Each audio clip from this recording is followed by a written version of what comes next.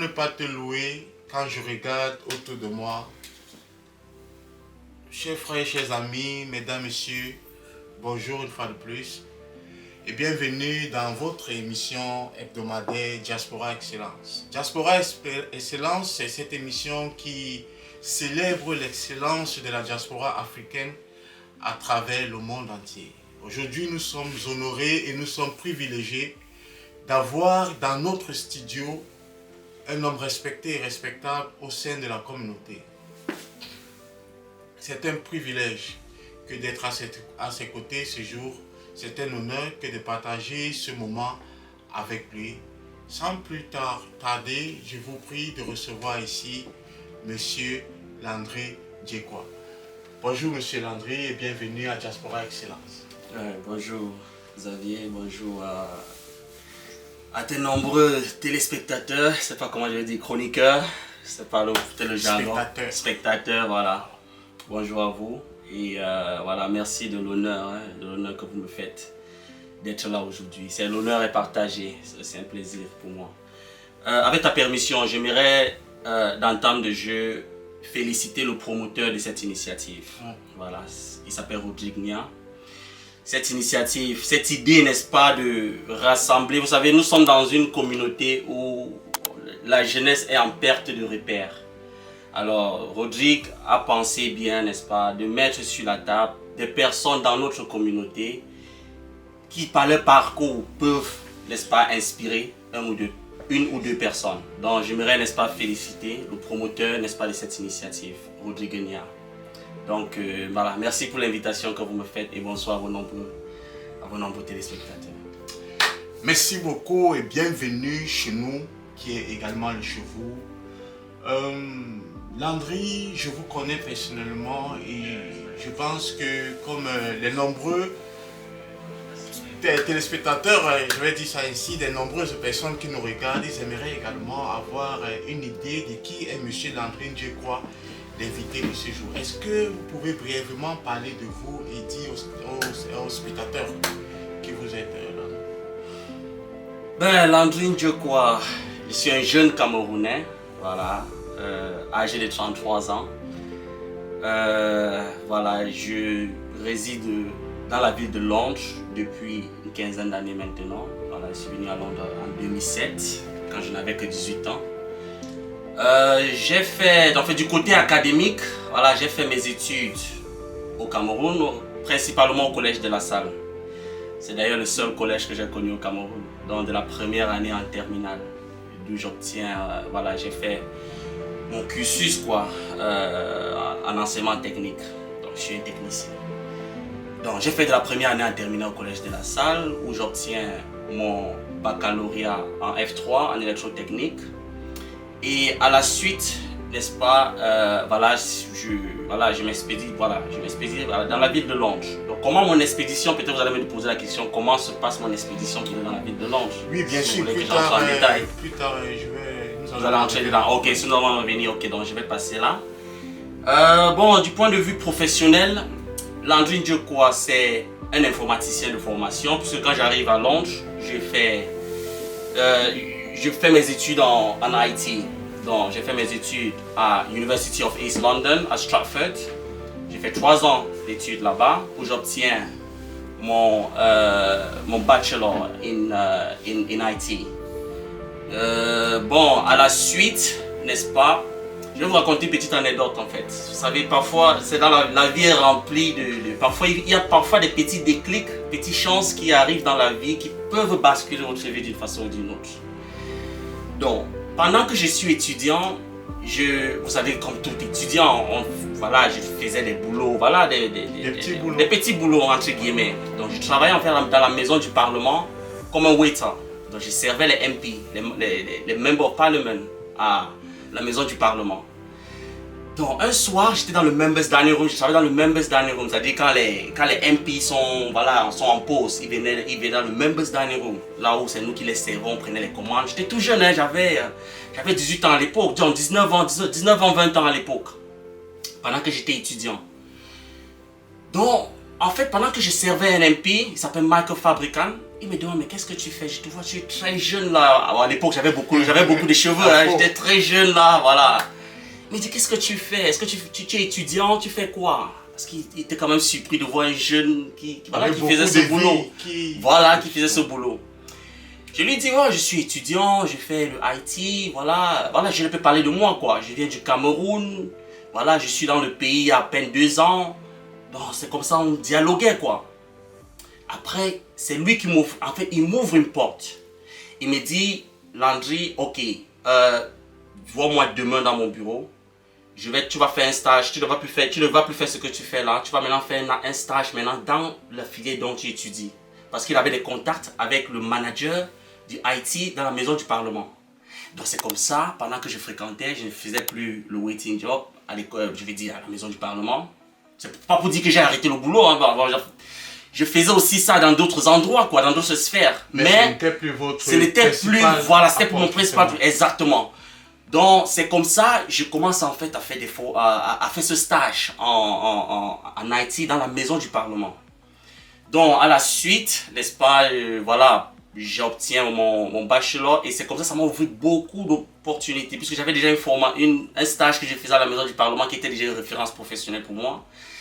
C'est comme ça que j'ai commencé à... Bon, quand j'ai fini mon stage à la maison du Parlement, j'ai commencé à faire des boulots avec des agences en IT.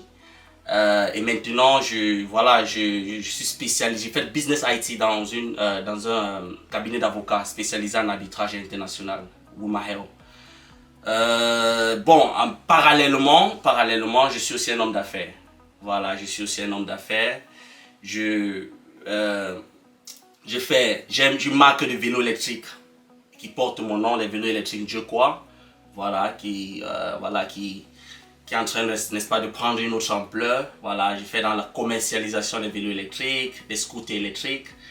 Et voilà, et le commerce en ligne, voilà. Donc voilà, mon background en IT m'a aussi permis, n'est-ce pas, d'explorer aussi cette sphère-là, quoi, du commerce en ligne. Donc c'est un peu ça, grosso modo, en fait, mon parcours, quoi.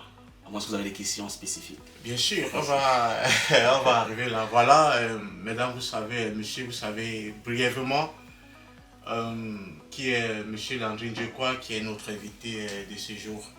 C'est bien que les gens aussi apprennent ces informations-là et nous pouvons voir combien vous avez un background tellement riche. Mais toutefois, avant de passer à autre chose, j'aimerais poser la question de savoir qu'est-ce qui a motivé vos parents de vous enlever du Cameroun où vous avez quand même été au Collège de la Salle. Ouais. Le Collège de la Salle est l'une des grandes références en termes de collège au Cameroun et à Douala en particulier. Absolument. Et partant du Collège de la Salle, pourquoi le choix de venir en Angleterre que de continuer par exemple les études supérieures au Cameroun? Très bonne question, très bonne question. Vous me permettez, là, par votre question, me permettez d'approfondir un pan en fait, de ma vie. Tout petit, je vais peut-être vous surprendre, tout petit, j'avais un amour particulier pour l'anglais. Pour l'Angleterre d'abord. Très jeune, à peine j'avais 7 ans, 8 ans, je parlais beaucoup de l'Angleterre. Je parlais tu vois, j'étais passionné du football anglais déjà. Parce que quand je regardais même les matchs de football, je vois c'est-à-dire que le seul championnat où il n'y a pas de barrière entre le public, n'est-ce pas, et le stade, et voilà, et la sphère du jeu. Donc il y a des aspects comme ça qui me fascinaient tellement de l'Angleterre. Donc j'étais tellement fasciné. Et mon papa, ayant détecté ça, tu vois, ayant détecté cette passion que j'avais de l'Angleterre, et même de la langue anglaise, a décidé à mon bas âge, vraiment mon papa, paix à son âme, il est décédé en 2018, paix à son âme. Merci. Donc ayant détecté ça très jeune en moi, m'a orienté en fait dans les cours d'anglais, déjà très jeune. Donc même pendant que j'allais à l'école, déjà dans la soirée, il y avait les cours d'anglais que je faisais le soir. Pendant les vacances, quand il y avait les grandes vacances, en période entre juin et août là, le papa m'envoyait dans des centres de formation en anglais. J'ai fait le British Council, j'ai fait le centre linguistique de Bonanjo, Le papa, en fait, dans son orientation, parce qu'il avait vu ma passion que j'avais pour l'anglais, ouais, il m'orientait en fait dans les cours en anglais. Il me poussait à faire des cours qu'en anglais. Ça m'a beaucoup boosté. Ce qui fait que mon intégration en Angleterre, du point de vue linguistique, n'a pas été si compliqué que ça. Parce que j'étais déjà excellent en anglais, quoi. Déjà pour vous dire, hein, à l'école même, je n'avais pas moins de 18 sur 20. Hein. Moins de 18 sur 20 en anglais à l'école. C'est pas possible. Mes amis peuvent certainement témoigner ici à mes amis du collège de la salle. Pendant que nous autres, voilà, on nageait sur 3,5, 4 en anglais. Voilà, bon. Donc j'avais cette passion-là. C'était compliqué. C'était dur. Exactement. Non, je sais exactement de quoi tu parles. Parce que même à l'école, quand il fallait, voilà, j'épaulais beaucoup de camarades dans ce sens, voilà. On savait que quand il fallait parler anglais, c'est Landry qu'il fallait voir. Ça, et même pour la petite histoire, mes camarades, même beaucoup de mes camarades m'appelaient Yann le Londonien. Avant même que je ne frôle même le sol de l'homme, m'appelaient Yann le Londonien. En fait, c'était juste parce que j'avais cette passion pour la langue anglaise. Donc il y a d'abord ça, passion, le mot passion. C'est un mot qui va revenir après, hein, c'est-à-dire que passion, détermination, quand on va parler des affaires, quand on va parler de l'activité professionnelle, en termes de conseils, peut-être on va y revenir. Donc cette passion-là, en fait, m'a motivé, n'est-ce pas, en fait, m'a amené mon papa à m'orienter dans ce sens. Bon, maintenant, un jour, qu'est-ce qui se passe? Quand j'étais déjà en classe de terminale. Le papa aimait regarder beaucoup la chaîne sans publicité Canal 2 International. Le papa aimait beaucoup cette chaîne de télévision. C'est-à-dire que quand il était devant ça, tu sais pas, les émissions, n'est-ce pas, de société. En fait, il aimait beaucoup en fait regarder la télévision. Maintenant, qu'est-ce qui se passe? Il voit défiler en bas pour faire des cours à l'étranger en Angleterre. Voilà, contacter tel numéro, voilà.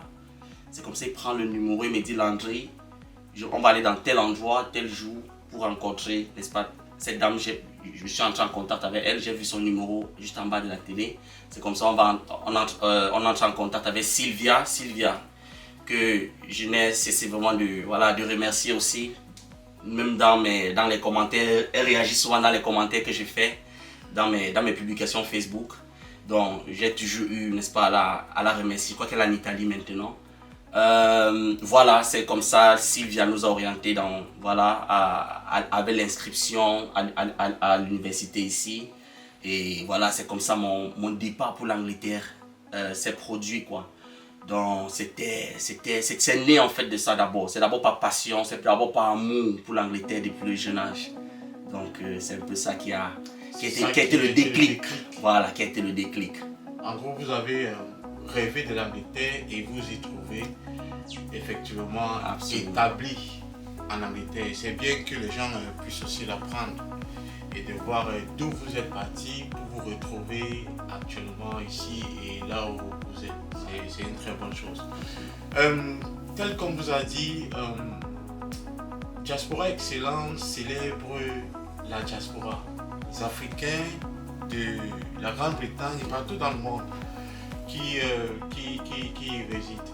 Et le but est de montrer à toutes les personnes qui nous regardent que les Africains sont intelligents, les Africains sont intégrés et que les Africains ont du potentiel.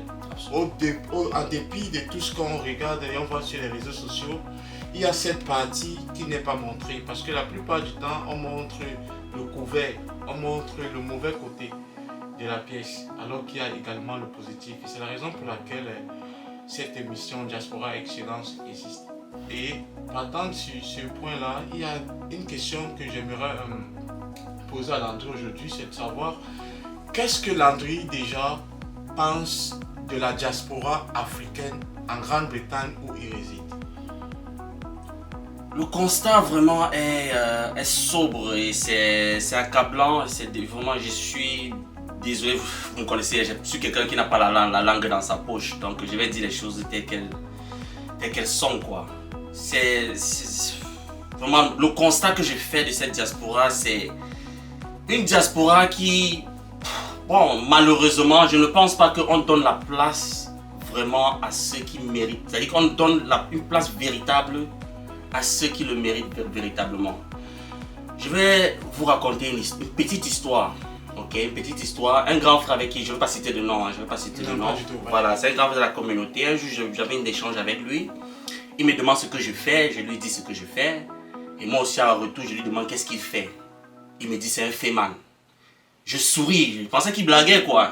Je dis mais comment quelqu'un peut dire ça? Moi je me suis dit mais attends. Il a dit ouvertement comme ça là, je suis un féman. Quand je souris, il me dit non c'est sérieux. Il m'explique le business qu'il fait, il fait dans les trucs de cartes. Tellement c'était compliqué comment je n'arrive pas, je ne peux pas vous expliquer exactement ce qu'il en est. Et ce sont des grands frères que dans la communauté, vous allez voir, un jour même, il y a eu une cérémonie de récompense. Et c'est lui, en fait, c'est pas pour lui singulièrement. Il y a des cérémonies de récompense parfois dans la communauté où on prend des personnes comme ça pour remettre des trophées à des personnes peut-être qui ont un prix. Vous voyez un peu l'image en fait qu'on donne à la communauté.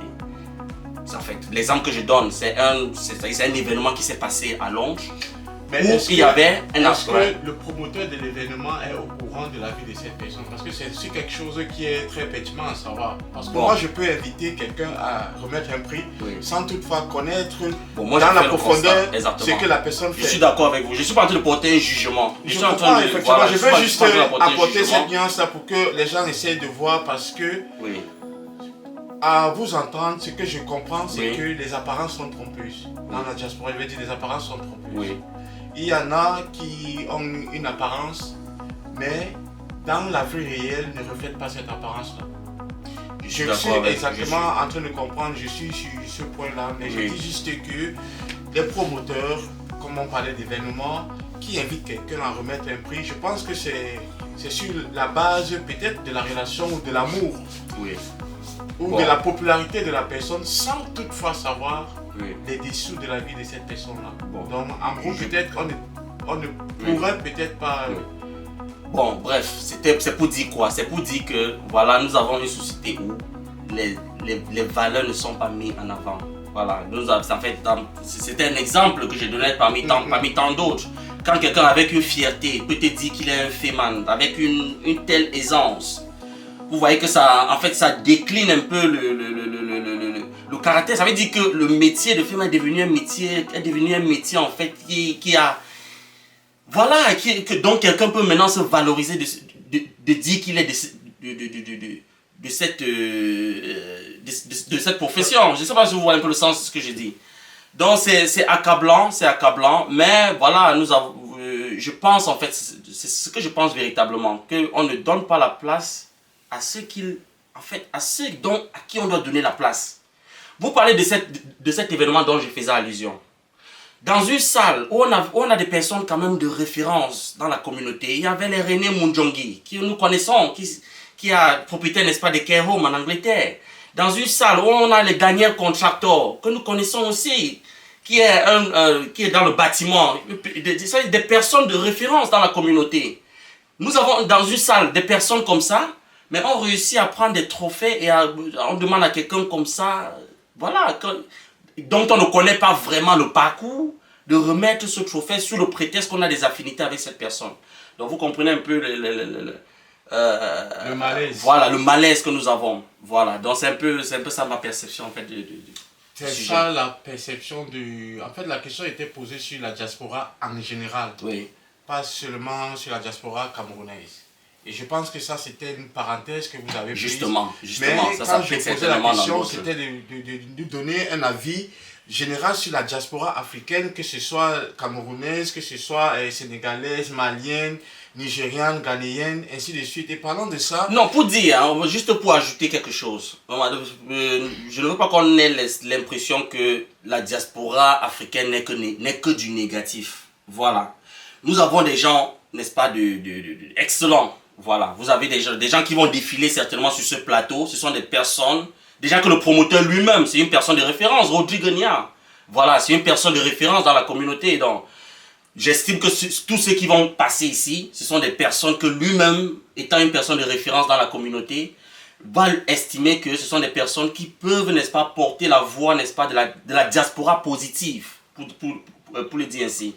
Donc, il y a des Camerounais, il y a des Africains qui sont positifs dans notre communauté, qui font de très bonnes choses, parfois peut-être dans l'ombre, vous l'avez peut-être dit dans votre introduction, voilà, c'est vrai que je ne suis pas trop médiatisé, voilà, je ne suis pas trop, voilà, très connu, voilà, je ne suis pas forcément très connu, et nous sommes nombreux comme ça, voilà, nous sommes nombreux comme ça, qui travaillons dans l'ombre, mais si nous avons des plateformes, si nous sommes invités, n'est-ce pas, par des personnes, voilà, de référence, nous sommes invités à, n'est-ce pas, un peu comme là maintenant, c'est parce que j'ai été invité que je suis là. Donc, si nous sommes invités, vous allez, n'est-ce pas, vous nous découvrir. Et pour nous inviter, il faut, n'est-ce pas, des gens qui ont, n'est-ce pas, cette jugeote-là. C'est de ça que je parle en fait. Voilà, donner la place, la parole à ceux qui doivent, n'est-ce pas, parler dans des sujets voilà, dans des sujets bien précis, quoi. Donc, c'est un peu ça en fait. D'accord, tout à fait. Et parlant de la diaspora positive, si vous avez fait un tour sur la page Diaspora Excellence, vous verrez que nous avons fait très récemment un petit reportage sur un Africain, un Ghanéen, qui est une fierté pour l'Afrique. Parce que dans ce pays, peut-être peu de gens le savent, c'est une personne qui a été chancelier dans le Parlement anglais. Quand on parle de Parlement anglais, on parle de la plus grande instance hiérarchique de ce pays. Un noir ghanéen dont les parents sont sortis du Ghana et qui se sont retrouvés en Angleterre, c'est cette diaspora que nous voulons présenter à tous les Africains, cette diaspora positive. Et des gens comme lui, il y en a tellement. Faites un tour sur la page de Diaspora Excellence et vous verrez de quoi est-ce que je suis en train de parler.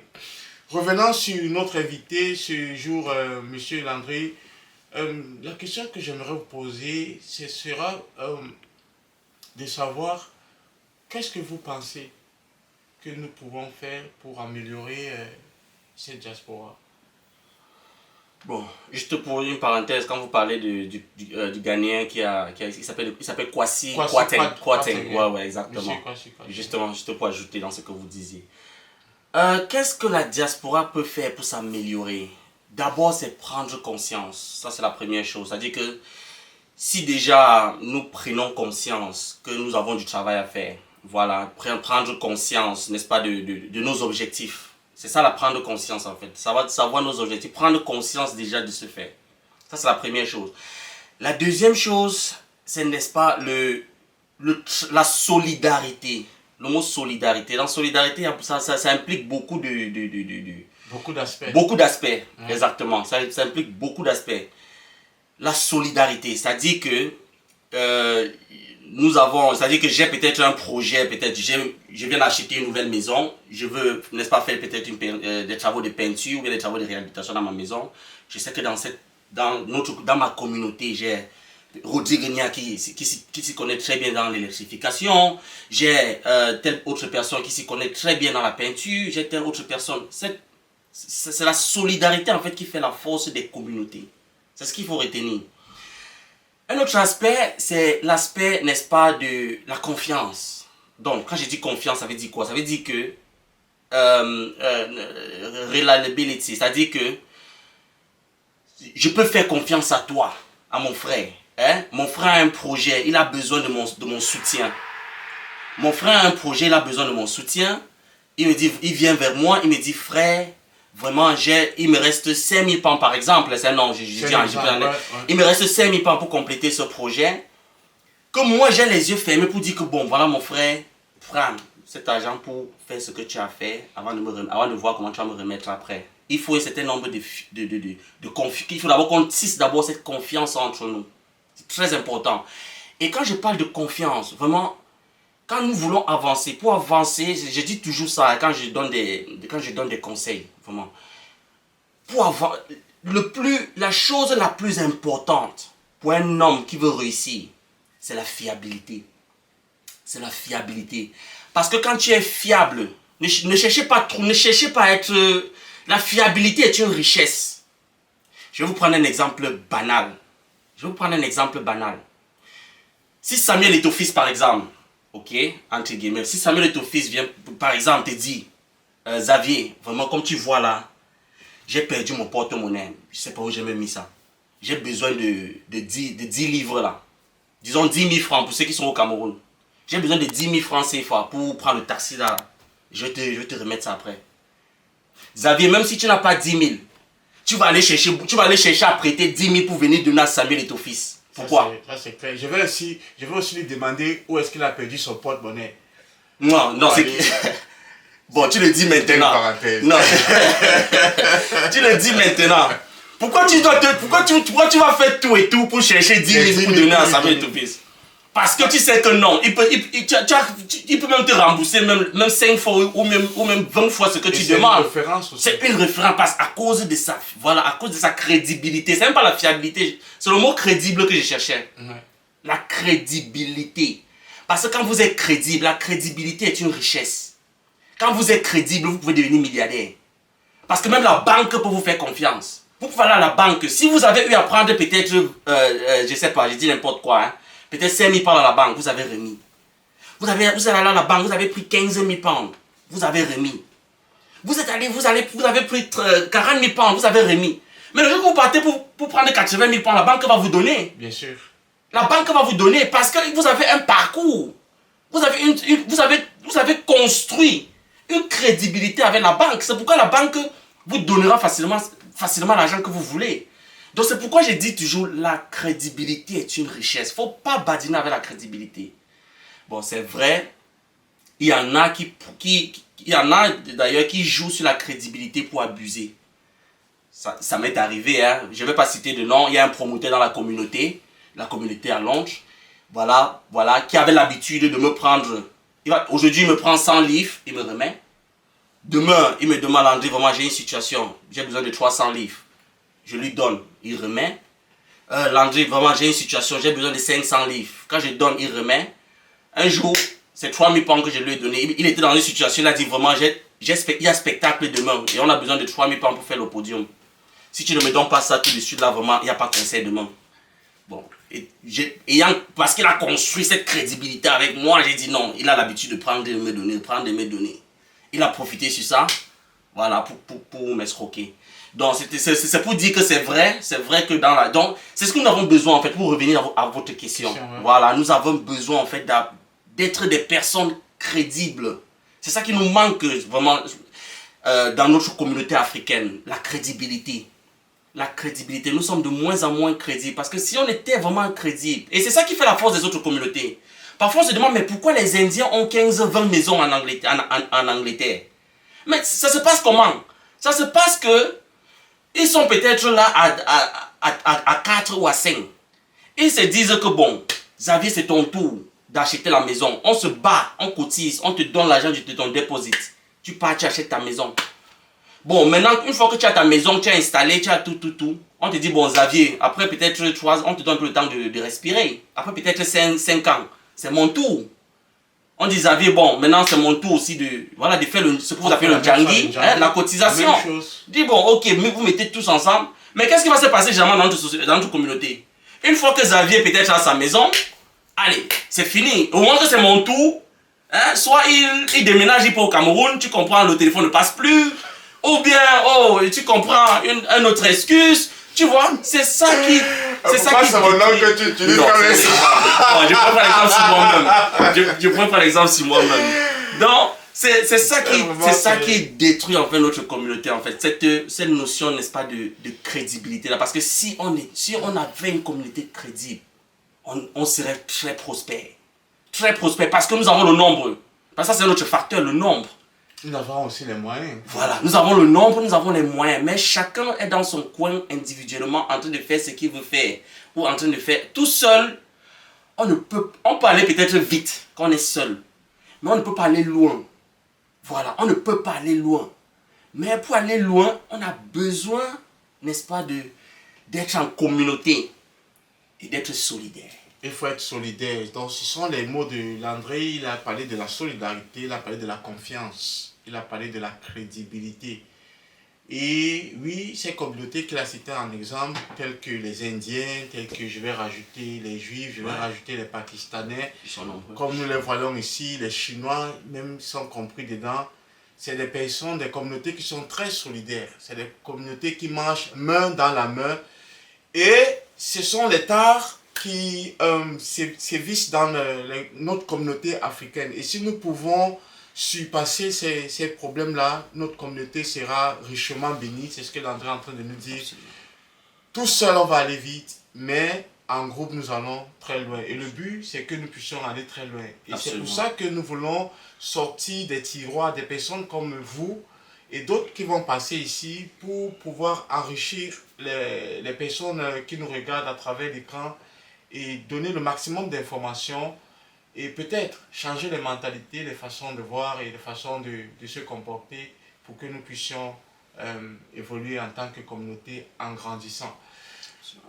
Vous avez dit tout à l'heure, Landry, que vous êtes informaticien. Ouais. Vous êtes informaticien et en tant qu'informaticien, comment est-ce que vous pouvez aider la communauté africaine et tous les Africains qui vivent dans ce pays, la Grande-Bretagne en particulier, et qui aimeraient aussi devenir des informaticiens comme vous? Bon,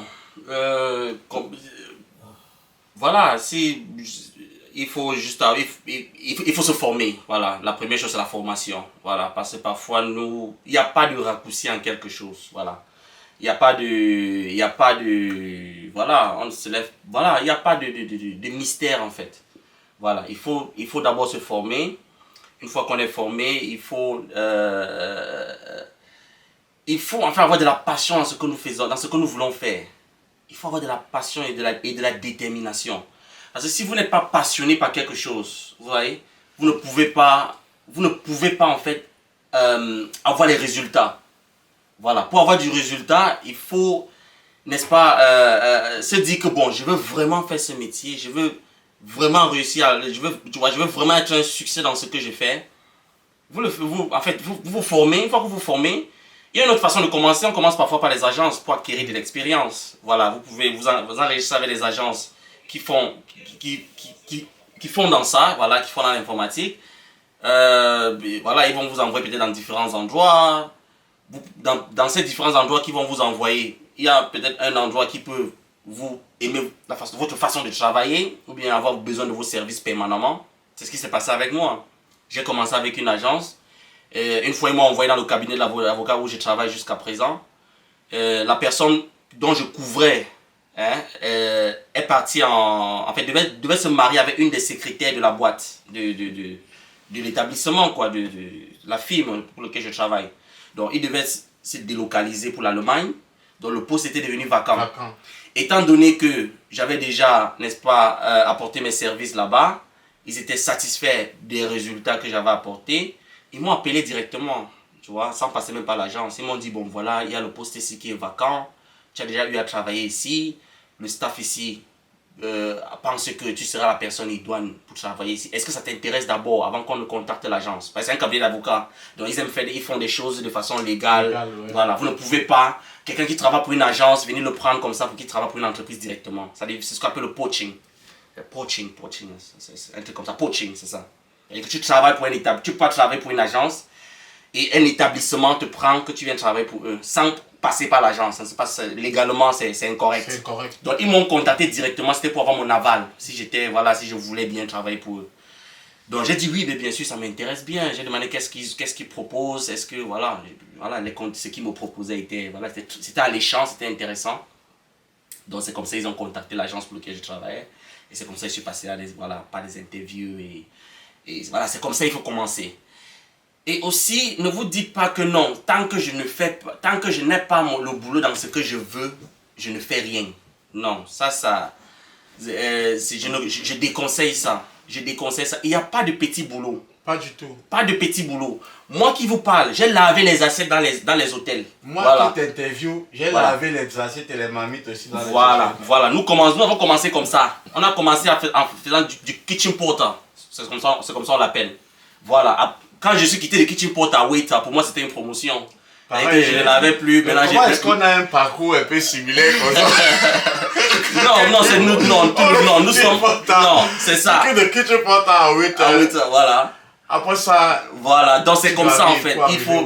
Mais il faut garder en tête que bon, on le fait aussi parce qu'il faut payer les factures. Bien sûr. Je vais vous raconter pour revenir un peu sur moi. Quand je venais ici, le papa m'avait remis 400 000 francs. Et ça, c'est le dernier argent que le papa m'a donné. Après ça, je vais vous raconter un peu l'histoire. Donc, quand il me donnait 400 000, pour moi, je savais que je suis un pacha. À 18 ans, j'avais 18 ans. Pour moi, il savait que non, j'ai 400 000. Là, tu comptais les billets, 10 000. Je viens ici, je change. C'était pas Travelers. En plus, il y avait les Travelers Money. Travelers Money, oui. Voilà. Tu viens, c'est au post office que j'avais. Je me rappelle encore, au post office, je ne savais pas comment changer ça en argent. Donc, je vais dans un post office, on changeait ça. Ça donnait à l'époque où c'est 500 livres. C'est quoi? J'ai dit, mais comment les 400 000 du pays qui a des billets comme ça devient encore petit comme ça à 500 livres? C'est encore quoi ça? Je vous dis, bon, là où en fait, le grand qui m'avait reçu, j'ai cherché le grand depuis, ça s'appelle Jesse Merlin, je l'ai plus revu vraiment depuis, ça fait très longtemps. Qui m'avait reçu, c'était un ami à mon frère avec qui ils ont fait le collège, avec qui ils ont fait le collège de la salle. Ils ont fréquenté ensemble, il a fréquenté ensemble avec mon grand frère. Il m'amène au restaurant, c'est la première fois que je vais d'ailleurs au Maestro en 2007. Il m'amène au Maestro. Il me fait asseoir. Parlant de Maestro, si tu permets, le Maestro, c'est le meilleur restaurant camerounais. Absolument. En Grande-Bretagne. Si vous voulez faire un tour, si vous vivez en Grande-Bretagne et que vous n'êtes pas encore allé au Maestro, vous ne connaissez pas. C'est seulement à côté de la Deptford Bridge. Ouais, là, ils doivent te payer pour la publicité. Hein. Maestro doit te payer pour la publicité. Donc, voilà, j'ai découvert le Maestro pour la première fois. Il m'amène là-bas, il me fait asseoir, il me dit, mon petit, voilà, tu sais que tu es en Europe maintenant. Ce qui se passe, c'est que tu dois commencer à payer les factures. Tu dois commencer à payer le loyer. Je dis que c'est encore qu'un mauvais grand ça.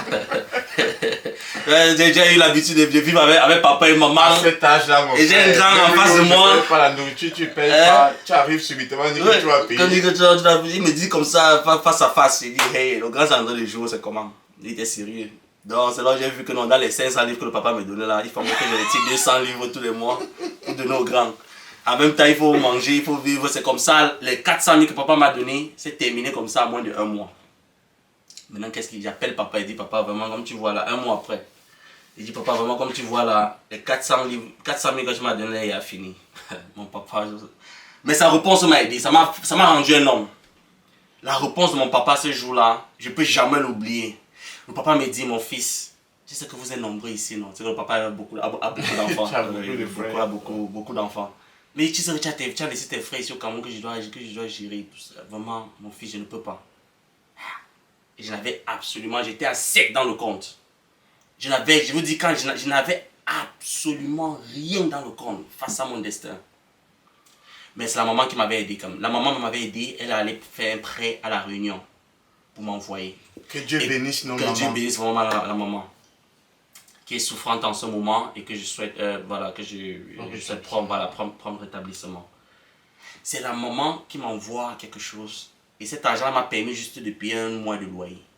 Et c'est là où j'ai su que j'étais devenu un homme et qu'il fallait que je me batte. Non seulement parce qu'il fallait aussi rembourser l'argent de la maman pour qu'elle aille remettre à la Réunion. Donc, c'est là où j'ai compris que j'étais devenu un homme à 18 ans. C'est là où j'ai compris que j'étais devenu un homme à 18 ans. Donc c'est comme ça que j'ai commencé à me battre véritablement. Et voilà,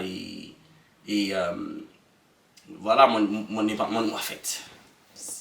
C'est un peu ça quoi, c'est un peu comment... Donc tu ne t'es pas retrouvé informaticien dans cette boîte d'avocats aujourd'hui, comme ça, sur le coup de... par magie. Donc partant de l'université, par magie, non, il y a eu des étapes. Il y a eu des étapes, absolument. Il y a eu des étapes. Tu as dû absolument. mouiller le maillot, tu as fait des petits boulots, tu as fait des trucs que, même étant au Cameroun, tu n'imaginais pas un instant que tu devais faire ça. Mais à un moment, il a fallu que tu le fasses, que tu te sacrifies. Cet argent a aidé à payer peut-être tes études ici, à payer ton bien-être ici et aussi envoyer au pays, parce que c'est très important cette partie-là. Absolument. Envoyer pour la famille qui est restée à la maison. Justement. Donc c'est vraiment un très bon conseil que vous donnez à toutes ces personnes qui aimeraient faire dans l'informatique et qui peut-être se débattent en ce moment parce qu'ils ne trouvent pas la boîte qu'ils voudraient avoir. Je voudrais aussi savoir, Landry, parlant toujours de votre métier, oui, en tant qu'informaticien, oui, quelles sont les difficultés, maintenant je parle dans le métier d'informaticien, quelles sont les difficultés qu'un informaticien peut rencontrer en travaillant, en exerçant son métier? De un, de deux, en travaillant dans un milieu comme le vôtre où vous travaillez, parce que j'ai vu le cadre dans lequel vous travaillez, et pour un Noir et pour un Africain qui travaille là-bas, je suis le seul d'ailleurs. C'est vraiment à féliciter. Quelles sont les difficultés donc que vous rencontrez dedans? C'est juste pour des personnes qui les regardent et qui se lancent dans la même carrière. Bon, la première difficulté d'abord c'est la pression. Bon, vous savez, quand on est professionnel, on doit faire avec la pression. Voilà, parce que vous avez parfois des demandes qui viennent comme ça, comme une flèche, voilà, et que vous devez résoudre en même temps, voilà, ou bien vous devez essayer d'organiser votre temps. Surtout dans mon département, je suis seul dans mon département. Voilà, je suis seul. Bon, c'est vrai que j'ai un autre collègue qui peut venir en appui si j'en ai besoin. Donc, je dois être capable de coordonner en fait les différentes tâches que je reçois. Ça, c'est la première difficulté. Bon, c'est la difficulté majeure, oui, la gestion du temps, la gestion de son travail, des tâches quoi, que vous faites. Donc, mais quand vous êtes professionnel, vous savez ce que vous faites. Voilà, ça passe facilement quoi, ça passe facilement. Il faut juste communiquer, ça demande beaucoup de communication. C'est-à-dire que si quelqu'un veut un travail avant 17h, et que vous voyez que non, le travail là, ça ne peut pas être avant 17h. Vous communiquez avec la personne, vous lui dites, bon, malheureusement, je ne peux pas finir ça avant 17h. Soit je peux envoyer ça à un établissement externe, parce que nous avons des établissements externes avec qui nous travaillons en partenariat, ou dans le besoin. Donc, soit je peux envoyer votre travail dans un établissement externe, soit, bon, vous patientez, peut-être le matin, ça serait prêt. Donc, ça demande communication. Ça demande, parfois il faut gérer les frustrations, voilà, vous ne savez pas comment. Bon, c'est vrai que dans le cas des cabinets d'avocats, les gens sont beaucoup plus polis quand même, parce que les gens font tout pour ne pas frôler à la loi. Voilà, et donc quelqu'un ne peut pas peut-être porter une table, dire qu'il va frapper, c'est que non, il connaît, voilà. Donc c'est vrai que bon, dans le cadre du cabinet d'avocat, c'est beaucoup plus courtois, c'est beaucoup plus poli, c'est beaucoup plus policé quoi. Donc on ne rencontre pas les difficultés physiques, d'un point de vue physique. Donc c'est plus dans ce cadre en fait, dans le cadre n'est-ce pas de la gestion du temps, la gestion des tâches. Voilà, c'est plus ça quoi. D'accord, merci beaucoup. Bon, et maintenant peut-être, si vous voulez parler peut-être de mon... Je ne suis pas seulement informaticien, je fais aussi dans la vente en ligne. Voilà, je suis présent dans vos activités externes dans votre métier, si vous pouvez en parler aussi aux gens. Et si vous avez des contacts, vous pouvez les donner comme ça. Bien sûr. Donc, ceux qui sont intéressés. Bien sûr. Donc, je suis directeur de Greatest Items. C'est le nom de ma compagnie. Voilà, je suis présent en ligne, présent dans les réseaux, dans eBay, Amazon et Alibaba. Ce sont les trois plateformes, une plateforme principale dans lesquelles je suis présent avec les différents articles. Alibaba, Amazon et eBay. Voilà. Donc, et la société s'appelle Great Deals. Great Deals Items. Voilà, si vous partez sur eBay, voilà, vous allez voir quoi. Donc, pas mal de produits je vends en ligne. Déjà même, j'ai pas, en fait, la première activité même que je fais, que je fais, qui est extra, voilà, professionnelle, c'est les vending machines. Vous n'entendez pas des vending machines, c'est-à-dire que les machines à dispenser des machines à dispenser de la bouffe, voilà. De la boisson. Exactement. C'est le premier passive income que j'ai fait dans ce pays. Comment ça se passe en fait? Ça se passe que j'ai commencé avec 2 machines. Un jour, j'aime parfois faire des recherches en ligne. Un jour, je vois les articles sur les vending machines. Je vois une machine qui n'a pas besoin de l'électricité. Donc, tu as juste besoin de mettre l'argent et tu retires le produit que tu veux. Je dis, mais ça, c'est intéressant, ça. C'est comme ça, je prends 2. J'achète 2 machines. Je dis, je vais tester un peu ce modèle. Vous savez ce que j'ai fait des 2 machines? Non. C'est pas à la maison que je vais les mettre. Il faut que je trouve des emplacements, un espace. Qu'est-ce que je fais? Je prends ces 2 machines, je les amène dans un parc. C'était en été, en plein été. Là, nous sommes en plein mois de juillet. Je le laisse là, auprès d'un arbre, et je prends une chaise là, vraiment reculée. Je prends une chaise, j'observe. J'observe pour voir le comportement des gens vis-à-vis de la machine. Et c'est ça un homme d'affaires. Un homme d'affaires doit pouvoir étudier le terrain et observer. Je vois les enfants, je vois comment aucun enfant ne passait sans tirer la main de son papa ou de sa maman pour dire « Mommy, daddy, je veux ça, je veux la faire là ». Le papa sort un pound, c'est que ça coûte que un pound. Il sort un pound, il met, il retire. En une journée comme ça, j'ai rentré parfois avec 40 pounds ou 100 pounds. J'ai dit que mais l'affaire c'est là. Si je multiplie ça par 100, ça peut donner quoi? Ça peut donner quelque chose. Hein? Donc c'est comme ça. Je commence, j'achète d'abord 10. Après je prends 30. Après je prends 50. Je suis à 80 maintenant. Wow. Bon, pendant le lockdown, à cause du lockdown, il y a beaucoup de sites qui devaient... voilà, qui devaient soit fermer, soit changer, modifier leurs settings dont ils ne voulaient plus la machine. Et j'ai commencé un peu à vendre certains. Donc maintenant, je me retrouve maintenant avec 46 maintenant environ. Donc j'ai vendu pas mal après le lockdown. Mais ça me permet aussi de me focaliser aussi plus dans l'activité en ligne. Le fait de l'avoir aussi vendu, ça me... Donc c'est un peu ça. Il faut... Le passive income, pour moi, c'est un des trucs que je conseille à tous ceux qui veulent se lancer dans les affaires. Parce que ça te permet d'analyser... En fait, ça te permet de comprendre comment le business fonctionne.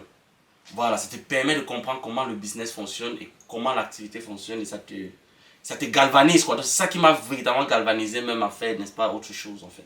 Les vélos électriques aussi dont vous avez parlé tout à l'heure. Absolument, les vélos électriques. J'ai commencé cette activité en 2019, les vélos électriques et les scooters électriques.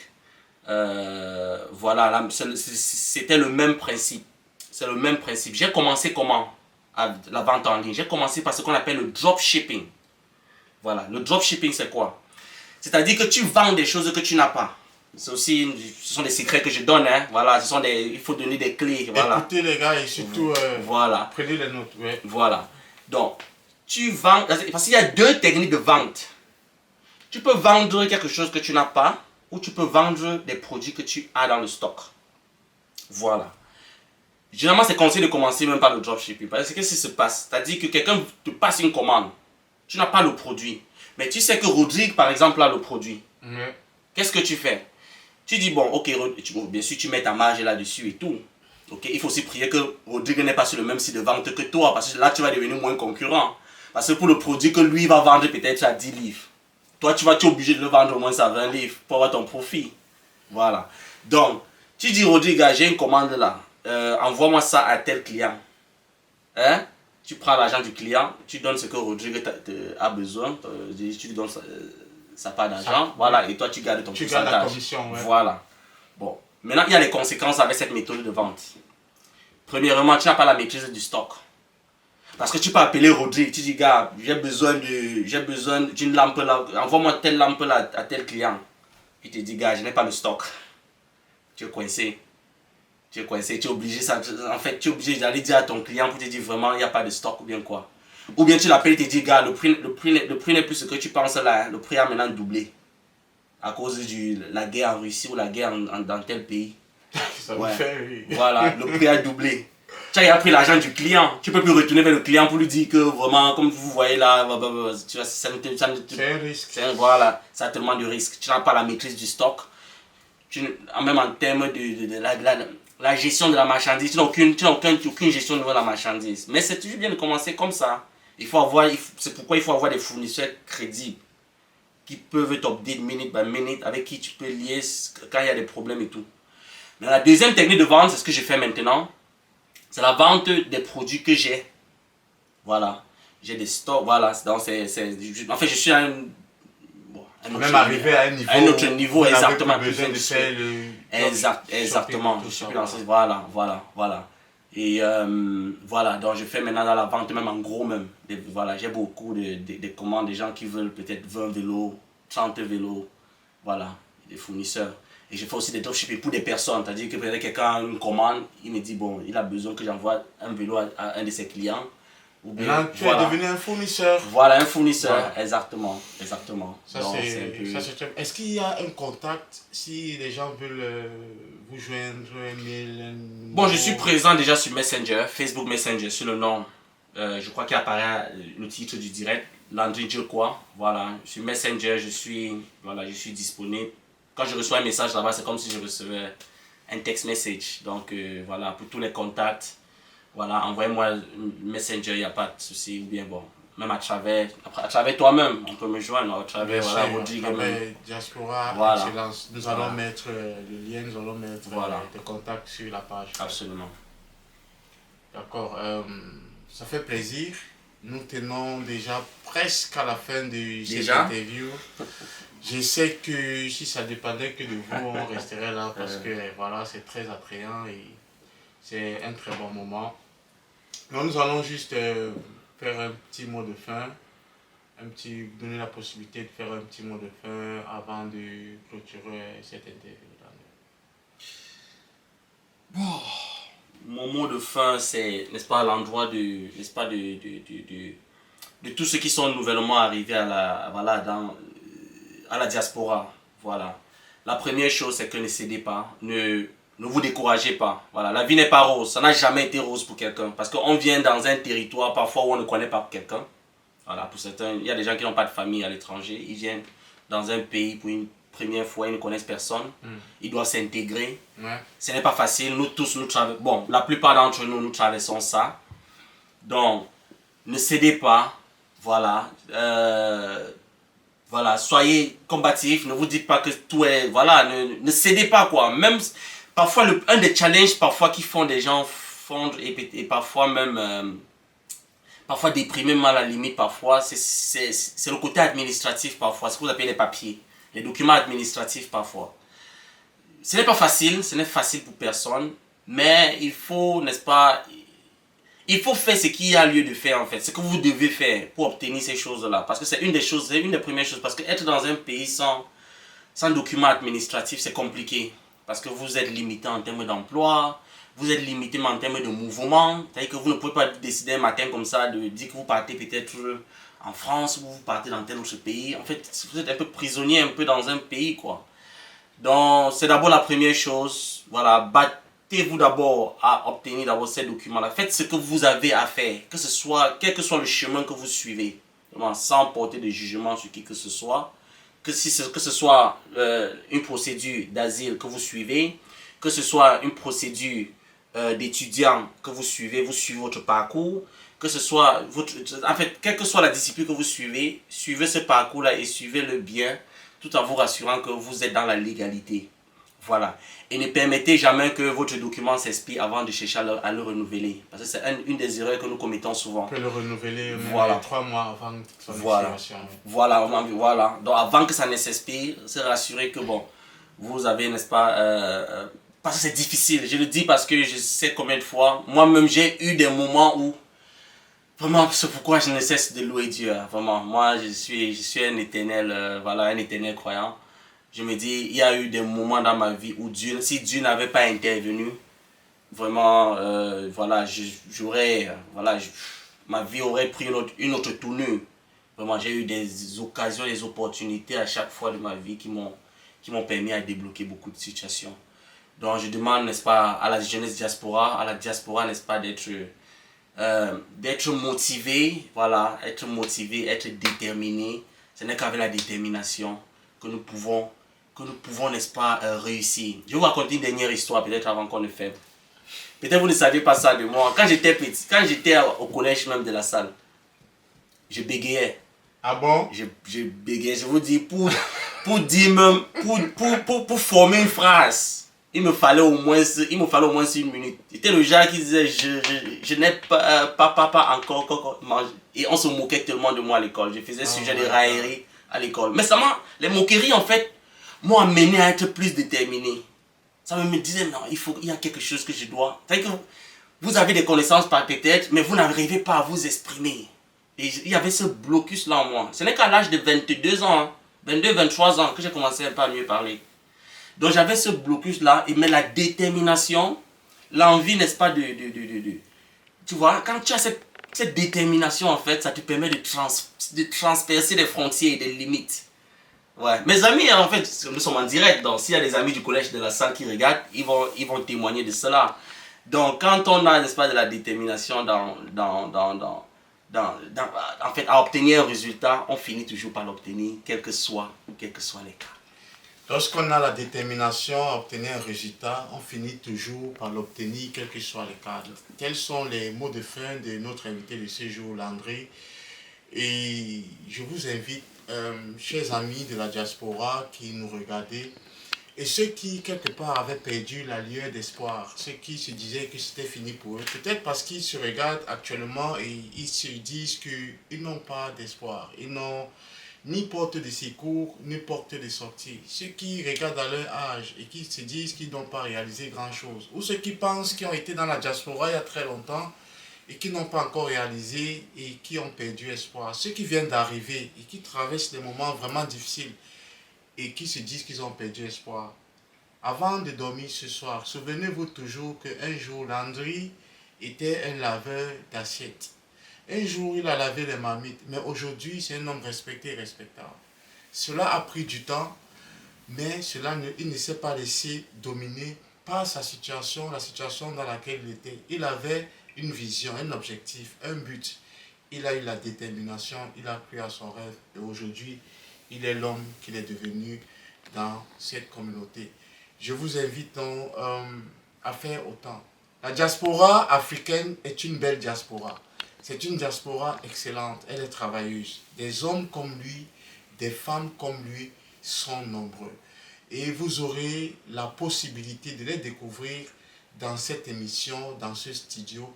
Chaque dimanche, vous aurez un nouveau visage qui va vous raconter de nouvelles histoires qui vont certainement vous aider dans votre vie également.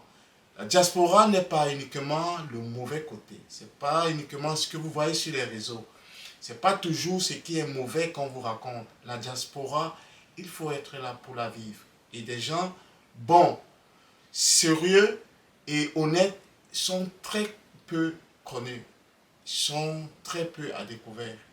La diaspora excellence s'est permis de vous les mettre à vue et à nu. Mesdames, Messieurs, c'était François Xavier. Je vous souhaite de passer un excellent dimanche en famille et comment ne pas louer l'Éternel un jour comme celui-ci. Bonne soirée à tous. Bye bye. Merci, bye bye.